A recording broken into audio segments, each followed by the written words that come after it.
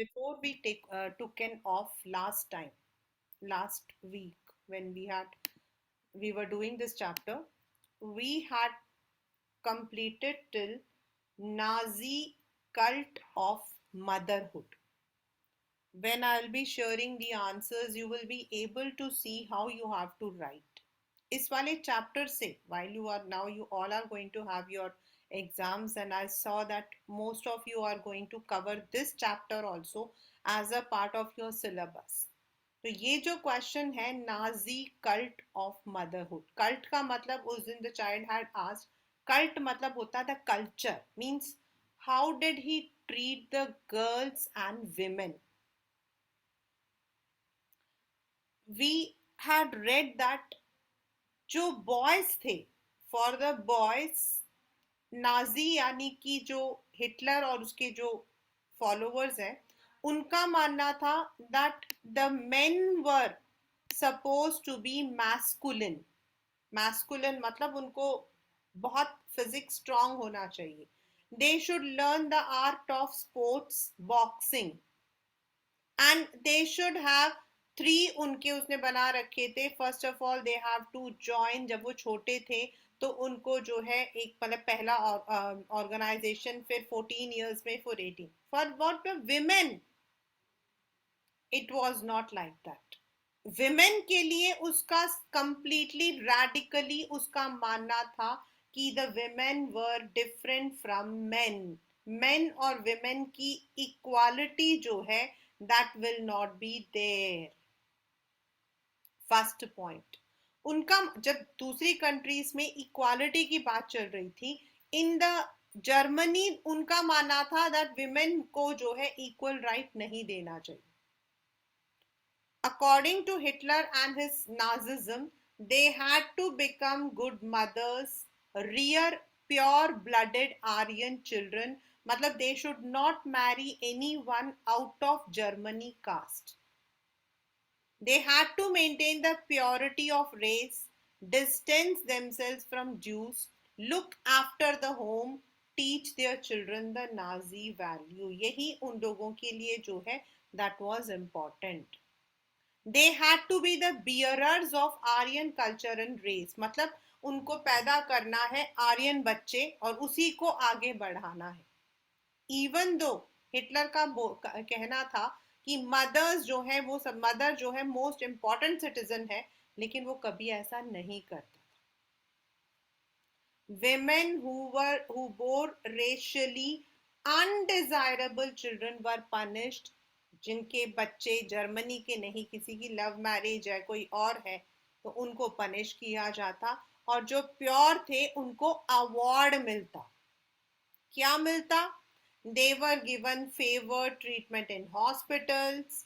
उनको शॉप्स वगैरह में जो है डिस्काउंट मिलता, रेलवे में डिस्काउंट मिलता, एंड उसके अलावा ऑनर क्रॉसेस, जो आपके क्रिश्चियन के होते हैं क्रॉस, वो जिनके 4 बच्चे हैं ब्रॉन्ज के, तांबा पीतल हम बोलते हैं, silver for 6 and gold for 8 or more. All Aryan women who deviated, जो कि इन चीजों से पीछे चला जाता था, उनको पब्लिकली सबके सामने पनिश किया जाता. या किसी का दोस्त कोई मतलब कि रिलेटिव ज्यूज हैं, पोल्स हैं, रशियंस हैं, तो उनको टाउन में, शहर में परेड किया जाता, उनके सर को गंजा कर दिया जाता, उनके चेहरे को काला कर दिया जाता और उनके सामने एक ऐसा एक कार्ड टांग देते, I have saluted the honour of my nation. Many received jail sentences, lost civic honors as well as their families for this criminal offense. तो ये था उसका नाजी का मदरहुड के लिए उसका बिहेवियर. अब नेक्स्ट इज जो आपका क्वेश्चन आता वो ये है कि how did he and his fellow members propagate this idea.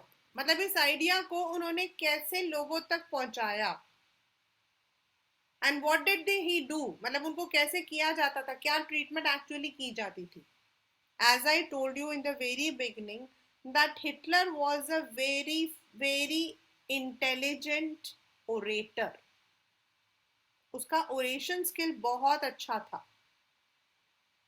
The Nazi regime used the language and media with care and with great effect. अब वो लोग ऐसे नहीं बोलते थे आओ तुमको हम मार डालेंगे. They are chilling. They coined terms to describe their various practices are not only deceptive. मतलब वो धोखे वाला नहीं, वो लोग जो है एक स्वीट लैंग्वेज यूज करते थे. They would never use a words kill or murder. इनको मार डालो नहीं बोलते थे. They used special treatment, final solution. और ये पेपर में अलग अलग आता है, मतलब स्पेशल ट्रीटमेंट अलग लोगों के लिए होता था, फाइनल सोल्यूशन आपका ज्यूस के लिए होता था, जो लूले या लंगड़े थे उनके लिए यूथेनेशिया होता था, selection and disinfection. Yes, they did not use the words like we are going to murder. They would be using, ये लोग जो है मतलब कि इनके जो है हाथ पैर नहीं है, सो हम इनको स्पेशल ट्रीटमेंट दे रहे हैं, हम इनको euthanasia, mercy killing, we are giving them the mercy killing, ताकि इनको जो है इनको मुक्ति मिल जाए. Evacuation means deporting people to gas chambers. और गैस चैम्बर्स को गैस चैम्बर नहीं बोला जाता था, उनको बोला जाता था disinfection areas and look like bathrooms with fake shower heads. Shower heads मतलब आपके जो उसका नाम क्या हम लोग यूज करते हैं ना, शावर्स, वैसे उनको बोलते थे हम आपको जो है आपको डिसइंफेक्ट कर रहे हैं. So this is how they propagated their way. उन्होंने ये कभी नहीं बोला था कि हम गलत काम कर रहे हैं. Media was carefully used to win the support for the regime and popularize its worldview. अब लोगों को इतना नहीं पता, even right now, even in our country also, we all are using the media in a very wrong manner. हम लोग media को गलत तरीके से यूज कर रहे हैं. हम जैसा प्रोपोगेट करेंगे वैसा हो रहा है. Means this time I saw, मैंने देखा है मीडिया का effect this year, this time, कि मीडिया कितना स्ट्रांगली इफेक्ट कर रहा है. For example there was one campaign that was boycotting Amir Khan's movie. The movie has been rated, it is one of the best movies. बहुत अच्छी कहानी है, ये है वो है, लेकिन उस मूवी को थिएटर से रिमूव कर दिया गया है because there was a lots of propagation. पहले बहुत कैंपेनिंग थी. तो जब आप मीडिया को पावरफुली यूज करते हो तो व्हाट हैपेंस इज बेटा, पीपल, अब हम लोग क्या करते हैं, हम लोग किसकी बात सुनते हैं, हम किसकी बात सुनते हैं, हमने तो यूट्यूब चैनल में देखा था. क्यों? यूट्यूब चैनल में कोई भगवान आके बता रहा था आपको. यूट्यूब चैनल में भी तो मेरे जैसा कोई इंसान होगा ना जिसने आप बताया होगा, बट नहीं. वी आर वेरी, मतलब कि यूट्यूब को जो चैनल्स हैं, जो इन्फ्लुएंसर्स होते हैं, इन्फ्लुएंसर्स होते हैं जो लोग हमें इन्फ्लुएंस करते हैं अपनी बातों से, अपने शब्दों से. तो आजकल तो ये नाम है सोशल मीडिया इन्फ्लुएंसर, उसका नाम क्या है, यूट्यूब इन्फ्लुएंसर्स. वो आके बोलते हैं ये ऐसा हुआ, वो वैसा हुआ, और हम क्या कहते हैं, ओ अच्छा अच्छा अच्छा ये ऐसा हुआ था. That is only power of speech. हम तो सच को तो नहीं देखते हैं. We don't know what is actual reality. किसको पता है रियलिटी क्या है? yes, they are good in art of communication, specifically in the art of oration. So what happens is we are, the common people are very much influenced by such words.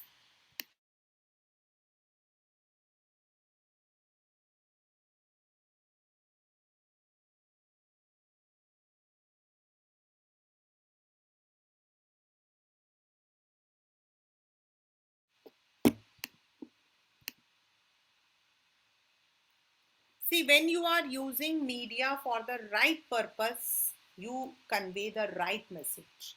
If you are using the media for the wrong purpose, but ये है कि we people will be definitely influenced. जो movie में दिखाया है, उसमें जो दिखाया वो हमारे लिए सच है. तो Nazis ideas were spread through the visual images, films, radio, posters, catchy slogans and leaflets.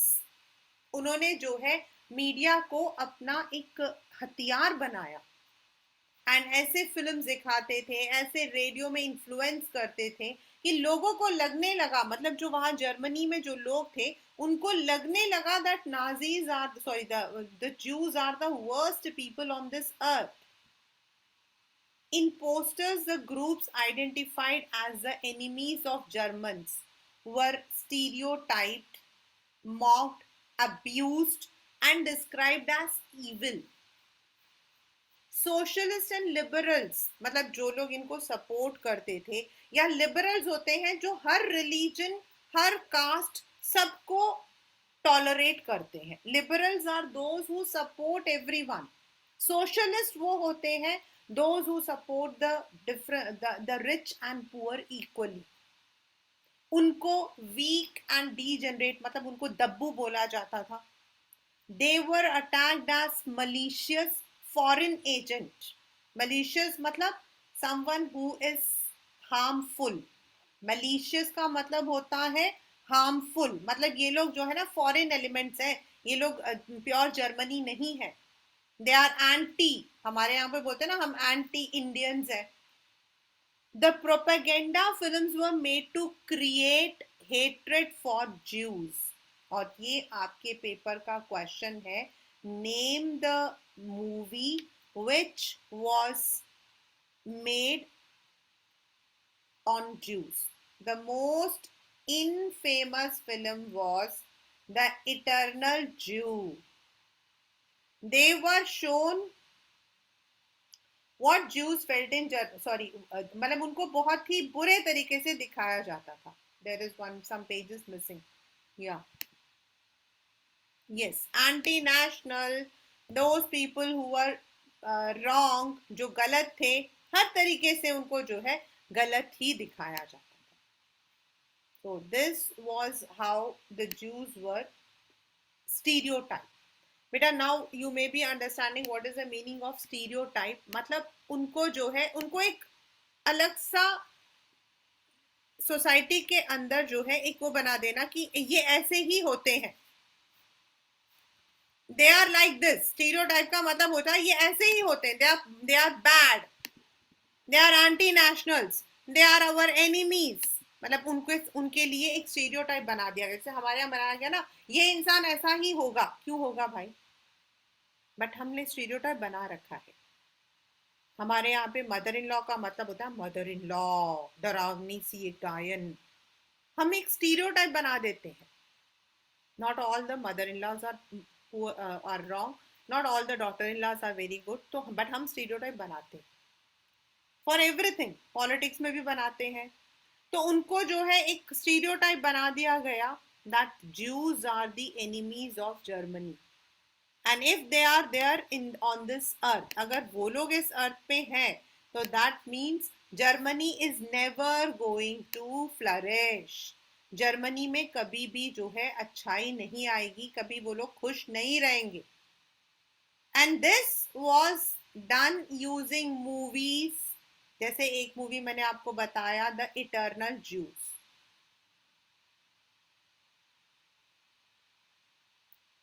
देखो, they were shown with flowing beards, wearing kaftans. वैसे तो आज मैंने भी वही पहन रखा है. Whereas in reality it was difficult to distinguish German Jews by their outward appearance because they were highly assimilated community.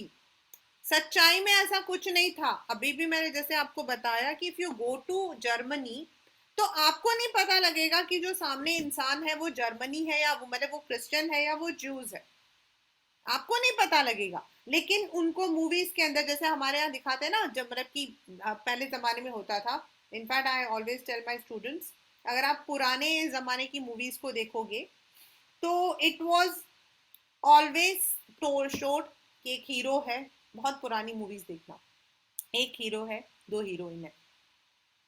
एक हीरोइन जो है वो हमेशा साड़ी पहनती है, सती सावित्री, बहुत मतलब कि उसका नाम क्या, बाल बांध के रखती है। दूसरी जो है वो मॉडर्न ड्रेस में है। This is stereotype. और जो दूसरी होगी वो हमेशा बुरी होगी।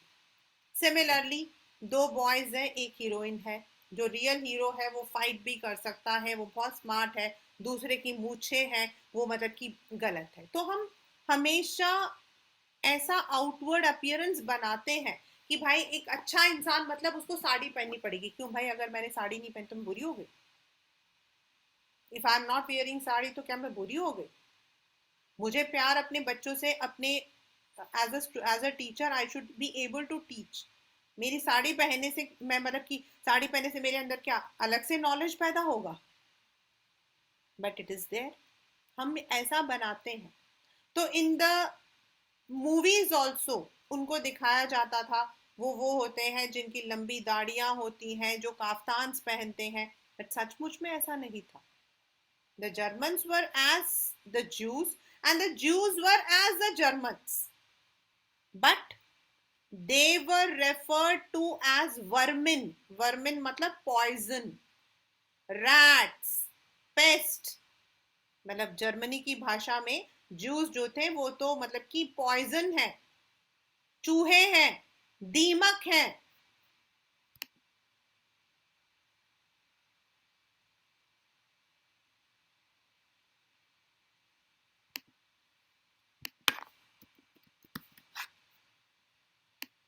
उनको ऐसे बोला जाता। Their movements were compared in those of rodents. Rodents पता क्या होते हैं? वो घर में होते हैं ना, चूहों के जैसे होते हैं। वो एग्जैक्टली चूहे नहीं होते, वो मूषक बोलते हैं हम लोग उनको, जो है गणेश जी का वाहन भी बोलते हैं। उनसे उनके उनको बोला जाता था।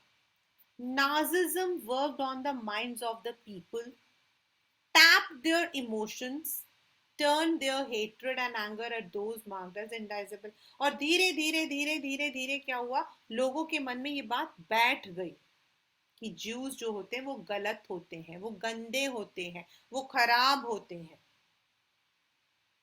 And this was how they were projected. The Nazis made equal efforts to appeal to all different sections of the population. They sought to win their support by suggesting that Nazis only can solve their problems.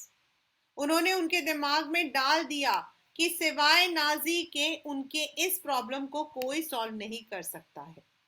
The see this is how they have projected. ये उन्होंने दिखा रखा है कि जो आपके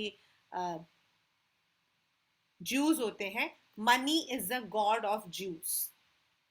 juice के लिए कोई उनका मतलब कि उनका कोई अपना, they don't have any moral. उनके लिए सिर्फ एक ही चीज है और वो है पैसा। In order to earn money he commits the greatest crimes. He does not rest until he can sit on a big sack of money until he has become the king of money। मतलब उनको ऐसे project किया जाता था, पैसों के लिए ये कुछ भी कर सकते। जब तक उनके पास पैसा नहीं आ जाता वो किसी के साथ कोई भी बुरा कर सकते हैं। तो नाउ एवरीवन स्टार्टेड थिंकिंग कि भाई इसका मतलब यही है कि the Jews are very very bad.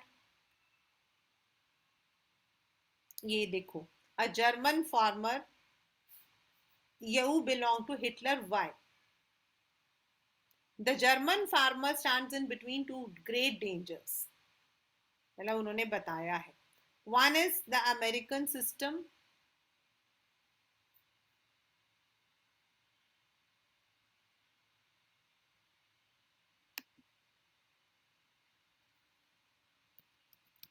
One is the American system, यानी कि जहां the rich are given more power. The other is the economic system of bolshevism, that is of the Russia। Big capitalism, bolshevism work hand in hand, they are born of Jewish thought। और ये सब जो है Jewish ने ही सोचा है। And serve the master plan of world Jewry। और who alone can rescue these farmers? The national socialism, यानी कि नाजीज। मतलब यहाँ पे दिखाया जाता था कि भाई जो बड़े पैसे वाले लोग हैं वो तुम लोगों को दबा के रखना चाहते हैं। And if you want to come out of your problems, you have to get support from us. And this was the propaganda that the people had used. ये वो प्रोपागेंडा था जो उन्होंने यूज किया था. तो अब लोगों ने कैसे रिएक्ट किया, ऑलरेडी आई टोल्ड यू. जब आपके दिमाग में कोई यही बात बार बार डालेगा ना, आप बेवकूफ हो, आप बुरे हो, तो आपके दिमाग में आएगा ही आएगा. या अगर आपके दिमाग में कोई ये बात डाल देगा कि देखो मतलब कि वो बदतमीज है, वो बेकार है, वो हमारे लिए बुरा चाहते हैं, you will see from that eyes only, because you have been brain washed. आपका जो ब्रेन है उसे वॉश कर दिया गया है. आपके सोचने समझने की जो शक्ति है उसे खत्म कर दिया गया है. And the Nazis also started seeing the people, the Jews, from the Nazis' eyes. Germany के जो लोग थे उन्होंने नाजी जैसा सोच, जैसा वो दिखाना चाहते थे ये देखते थे, वो अपनी सोच को नहीं रखते थे. And spoke their mind in Nazi language. They felt hatred and anger surge inside them when they saw someone who looked like a Jew. और जैसा ही उनको कोई जू के जैसा दिखता उनको गुस्सा आ जाता. They marked the houses of Jews and reported suspicious neighbors. और नेबर्स को हेल्प करने के बदले उनके बारे में जाकर वहां पर बता देते कि यहाँ पर शायद जूस रहते हैं. They genuinely believe Nazism would bring prosperity and improve general well-being. क्यों? क्योंकि ऐसा प्रोजेक्ट किया गया था. Not every German was a Nazi. मतलब अब जरूरी नहीं है कि all the people believe.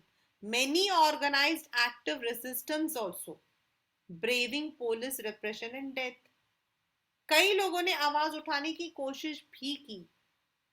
The large majority of Germans however were passive onlookers and apathetic witnesses.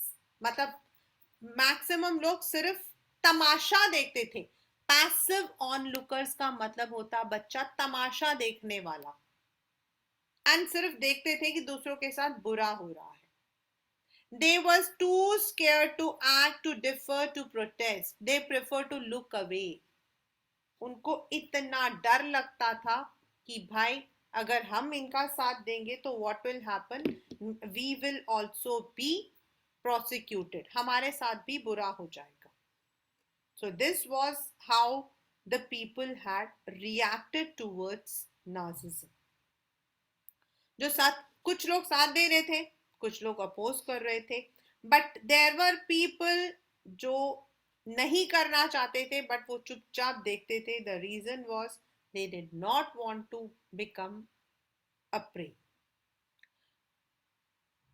Pastor Niemöller, a resistant fighter, observed an absence of protest, an uncanny silence among the ordinary Germans in the face of brutal and organized crimes committed against people in the Nazi Empire. मतलब he was a writer. उसने लिखा है कि लोग चुपचाप तमाशा देखते थे, शांत रहते थे, कभी उन्होंने आवाज नहीं उठाई. First they came for the communist. Well, I was not a communist, so I said nothing. Then they came for the social democratic. Well, I was not a social democratic. Then they came for the trade union. I was not. Then they came for the Jew, but I was not a Jew. But when they came for me, there was no one left who could stand up for me. ये जो poem है, इसे ये पता लग रहा है कि जब मैं दूसरों के लिए मैं नहीं खड़ा हुआ तो मैंने कहा मैं क्यों उनका हेल्प करूं. मैं कोई कम्युनिस्ट थोड़ी जो मैं उनको हेल्प करूंगा. मैं क्यों हेल्प करूं, मैं कोई सोशल डेमोक्रेट थोड़ी हूं, मैं कोई यूनियन. लेकिन जब वो मुझे मारने आए तो मेरे लिए खड़ा होने वाला कोई नहीं था. Means this shows that when they did not support others, तो उनको सपोर्ट करने के लिए भी कोई नहीं आता.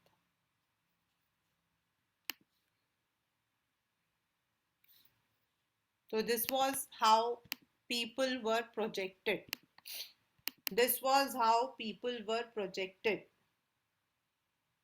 What Jews felt in Nazi Germany is a different story.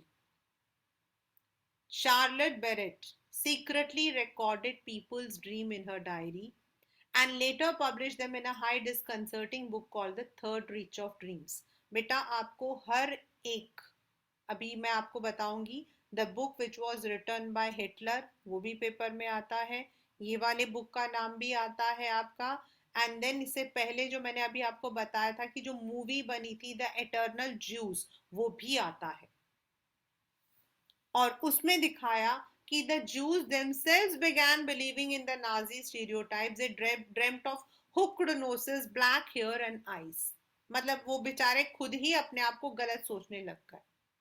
The stereotypical images publicized in the Nazi press haunted the Jews.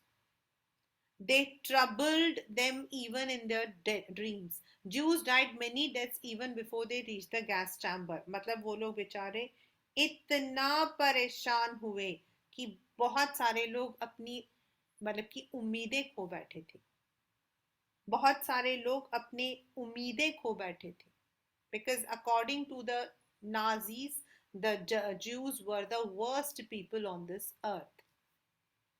So now, how did others come to know? ये लास्ट है but it is very very very important. आपके paper में question आता है what is Holocaust. आपके paper में आता है व्हाट इज होलोकॉस्ट। होलोकॉस्ट क्या है? होलोकॉस्ट मतलब it is also the Nazi killing operation. हमें कैसे पता लगा था? जब हमने ये सारी कहानियां कहाँ से पता लगी थी? क्योंकि according to the world press हर चीज को छुपा दिया गया था। Everything was inside Germany, nobody knew. जो हिटलर था उसने तो लीग ऑफ नेशन से खुद को पुल कर दिया था। जितने भी मीडिया थे उन पर सेंसरशिप था। किसी भी पीपल को, किसी भी इंसान को जर्मनी के अंदर जूस के साथ क्या हो रहा है या पोलैंड के पॉलिश के साथ क्या हो रहा है, दे नेवर न्यू। तो how did it come? Information about Nazi practices had trickled out of Germany during the last years of the regime. But it was only after the war ended and Germany was defeated when the world came to realize the horrors of what happened. When the Germans were preoccupied with their own plight as a defeated nation emerging out of the rubble, the Jews wanted the world to remember the atrocities and sufferings they had endured during Nazi killing operation. मतलब जब war हो गया तो क्या हुआ? Germany हार गई। और जर्मनी जब हार गई तो उनको क्या करना था? उनको अपने आप को अपने इकोनॉमी से बाहर आना था। वो उस कोशिश में लगे हुए थे। एंड जो जूस थे वो चाहते थे कि लोगों को पता लगे कि ड्यूरिंग दीज ईयर्स उनको कितनी परेशानियां, द होलोकॉस्ट, किस तरीके से उन्हें मारने का, killing operations, the euthanasia, the final solutions, उनको ऐसी चीजों का सामना करना पड़ा। At its height, a ghetto inhabitant, ghetto वो है जहाँ ये लोग रहते थे, said to another that he wanted to outlive the war for just half an hour. Presumably, he meant he wanted to be able to tell the world about what had happened in Nazi Germany. उसने कहा था अपने दूसरे friend को कि मैं जो हूँ सिर्फ आधे घंटे के लिए जिंदा रहकर इन सारी चीजों को बताना चाहता हूँ लोगों को। This indomitable spirit to bear witness, to preserve the documents, can be seen in many ghetto and camp inhabitants who wrote diaries, kept notebooks, created archives. मैंने आपको उस दिन बताया था very very famous the story the diary of Anne Frank. जो diary of Anne Frank है वो इसी का एक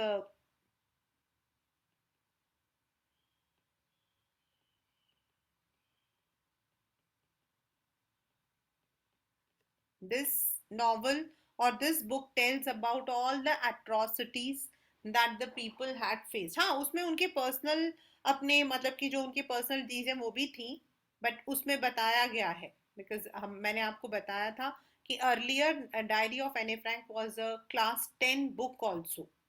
हमारे 2 बुक्स के अलावा उन दिनों में हमारे पास ये वाली बुक्स नहीं होती थी, we had one more English communicative, उसके साथ we had this novel, we had two novels. किसी किसी स्कूल में डायरी ऑफ एने फ्रैंक लिया हुआ था, किसी किसी स्कूल के अंदर उन्होंने स्टोरी ऑफ माई लाइफ लिया हुआ था हेलन केलर का। तो जो डायरी ऑफ एने फ्रैंक है उसमें day wise the girl has entered कि क्या हुआ था, कैसे उन लोगों को डर लगता था, कैसे रेडियो में अनाउंसमेंट होती थी तो वो लोग कितना खुश होते थे जब अनाउंसमेंट होता था कि वॉर खत्म होने वाला है।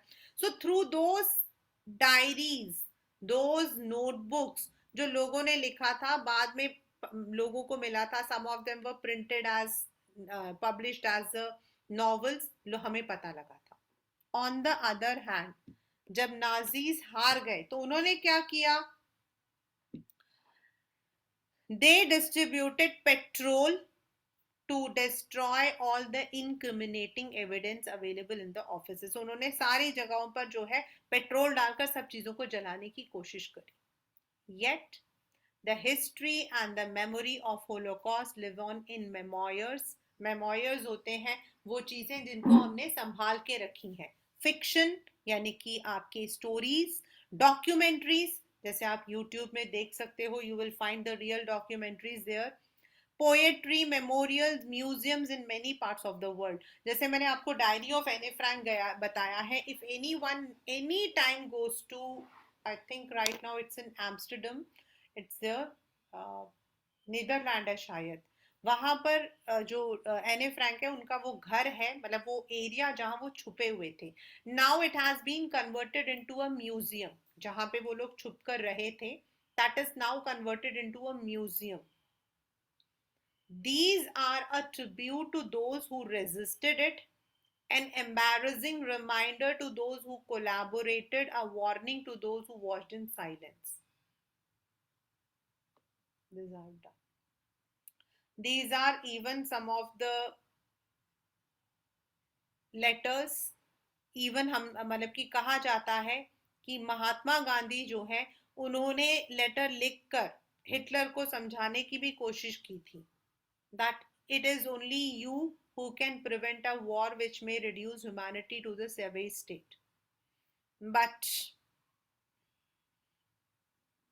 and he had also propagated the theory of satyagraha, non-violence without any force.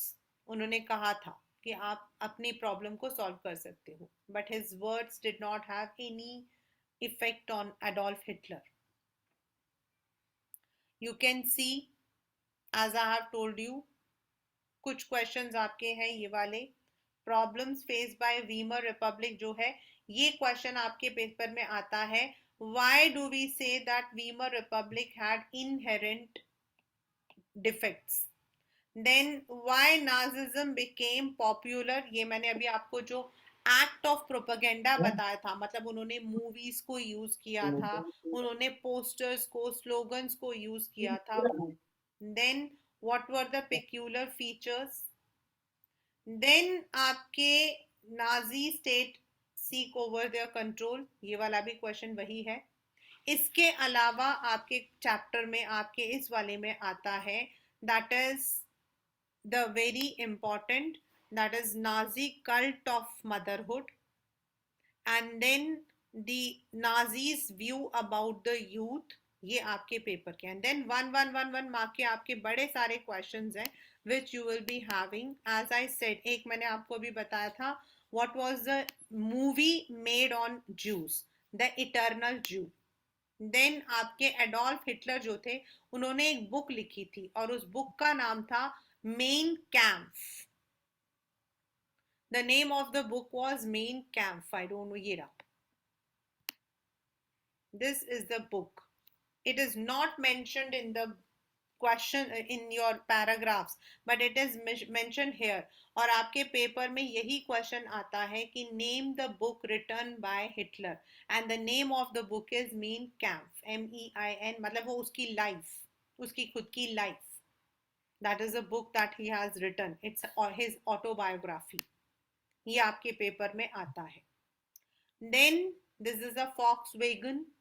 Volkswagen का मतलब होता है, फॉक्सवैगन का वैसे मतलब होता है पीपल, वैगन मतलब गाड़ी, फॉक्स मतलब पीपल, लोगों की गाड़ी।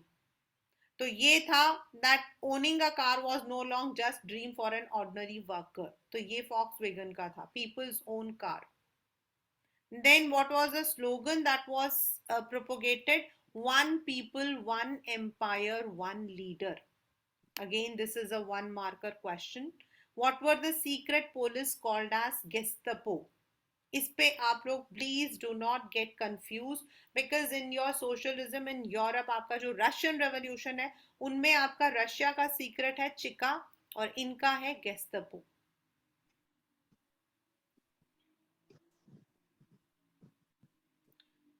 Last but not the least, from this chapter we would be having one this map question which is part of your syllabus, and इस map के अंदर आपके दो तरीके के questions हैं. One question is pertaining to the first world war. First world war में कौन कौन से एलाइड एंड एक्सिस थे, और दूसरा आपका है सेकेंड वर्ल्ड वॉर. इसीलिए you all have to be prepared with the map skills also, because that would be part of your syllabus. We would be discussing the map skills in our next class, and you all need to occupy yourselves with world political map, क्योंकि जो पुराना वाला है वो तो आपको मिलेगा नहीं. अभी का वर्ल्ड का political map should be there with you, and we will be discussing the questions in our sessions itself, so you will be able to do it in a better manner.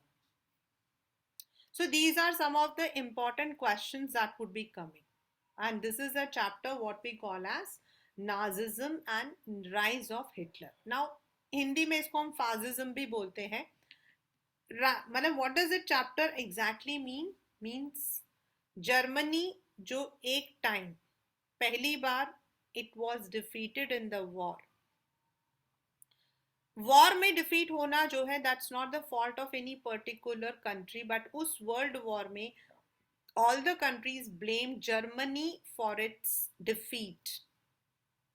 उनका मानना था German soldiers जो थे वो they were not organised, the German strategy was not right, और इसीलिए सारा का सारा जो वॉर का गिल्ट था वो जर्मनी के ऊपर चला गया. After the World War One ended 1918, 14 to 18 आपका World War One period है, तो there was a treaty signed, और उसमें the Germany was humiliated, उनकी बेइज्जती हुई, उनको साइन करना पड़ा that they will be giving the penalty. They were signed that उनके पॉपुलेशन मतलब वहां पे जो लोग रहते हैं फिर उनका जो एरिया उसको जो है दूसरे देशों को दे दिया गया, लाइक फ्रांस को, ऑस्ट्रिया को. And this was the humiliation that Germany had faced. अब इस ह्यूमिलिएशन की वजह से क्या प्रॉब्लम्स आई? प्रॉब्लम्स ये आई कि जर्मनी जो है वो कर्जे में डूब गया, because it had to return back 6 billion as penalty. उनके पास उतना पैसा नहीं था. दूसरा, ड्यू टू वॉर वैसे ही सिचुएशन खराब हो गई थी, एंड ये जो वॉर हुआ था this was not done by anyone. ये जो वॉर था वो किसी ने नहीं किया था, वो पहले जो इंपीरियल गवर्नमेंट थी उसने किया था. लेकिन इसका सारा का सारा जो क्रेडिट है that was given to the Weimar Republic, जो वॉर के बाद बना था.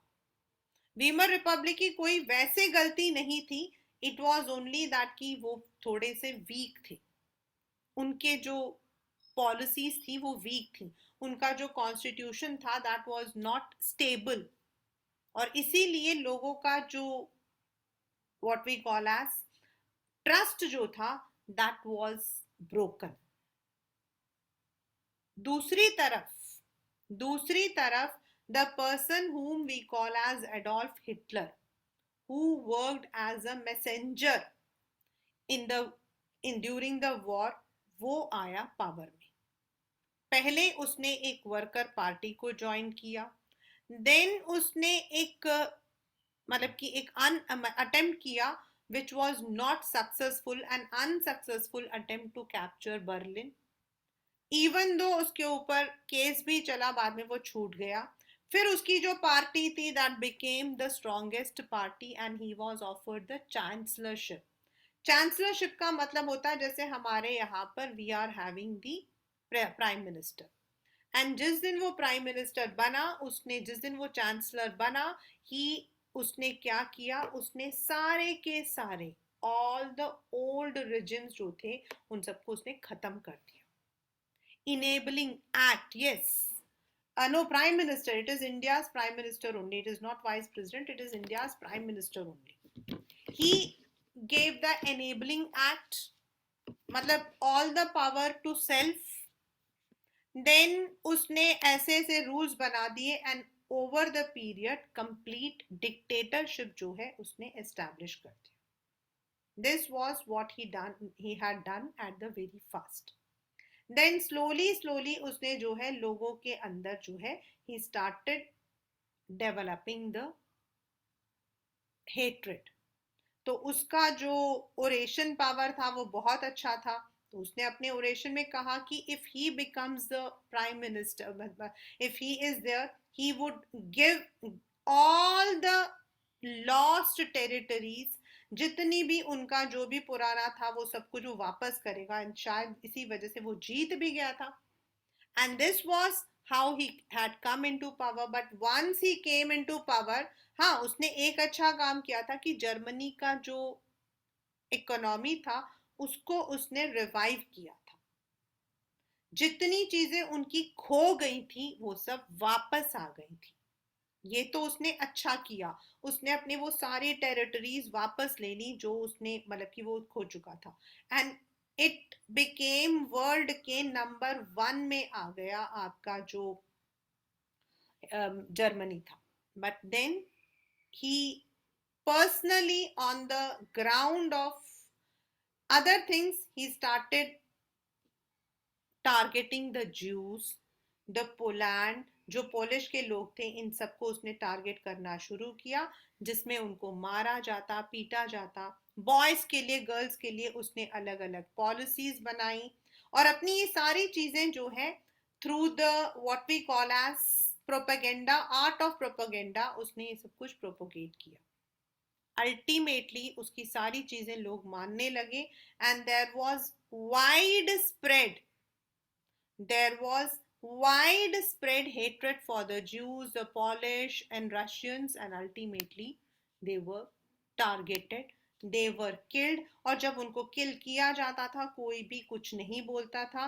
and ultimately what happened is there was, अब उसको जो था अपने आप को सब जगह पर he wanted also to establish. उसने फ्रांस के कुछ एरियाज को तो कर दिया था, जो उसके खो गए थे उन एरियाज को उसने वापस जर्मनी में डाल दिया था.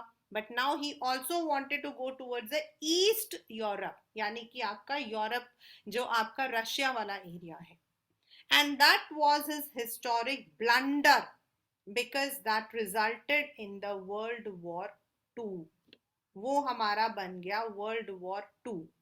एंड उसमें क्या हुआ, एक तरफ रशिया था, एक तरफ ब्रिटिश था. जर्मनी को दोनों तरफ से, इधर से ब्रिटेन कर रहा था, उधर से वो कर रहा था. इनको सपोर्ट करने के लिए कंट्रीज आई. इटली जो थी, इटली एंड जापान ने सपोर्ट किया जर्मनी को. नाउ जापान, यूएस जो है it did not actually wanted to enter, लेकिन जापान के एंट्री से जापान उनके पर्ल हार्बर पे मतलब कि अटैक कर रहा था, इस वजह से they also entered. And ultimately it resulted in the end of the world war, but also in the mass killing of people in Japan, the what we call as the destruction of Hiroshima and Nagasaki. After this war was over, many non-Jews जो Germany's थे उनको डर था कि अब हमसे जो है जूस बदला लेंगे. तो कई लोगों ने, जो हमने स्टार्टिंग में पढ़ा था हेलमुट, उन जैसे लोगों ने इवन सुसाइड कमिट किया था. एंड अभी 2 years back, just 2 years back, if you look on YouTube it is there, if I find it I share with you. Just 2 years back, the last person who was there in the German army, Germany army में था, he was one of the person who had supported Hitler. उसने मतलब कि एक apology issue की थी world को, that what I done was a blunder. मतलब लोगों ने इस चीज को बाद में रियलाइज किया that this is not the way that we should target. But how did we come to know about the Holocaust? It was only because of the newspapers, prints जो हमें बाद में मिली, या फिर जो डायरीज मिली, जो मेमोयर्स मिले, उन चीज़ों से हम लोगों को जो है ये पता लगा था कि उन दिनों में लोगों को कितनी परेशानियां देखनी पड़ी। So this is the entire chapter, Nazism and Rise of Hitler. Though it is a very interesting chapter, but you have certain important questions, but you will be having less question because the reason is we will be also having the map question from this chapter. Right? Class 9.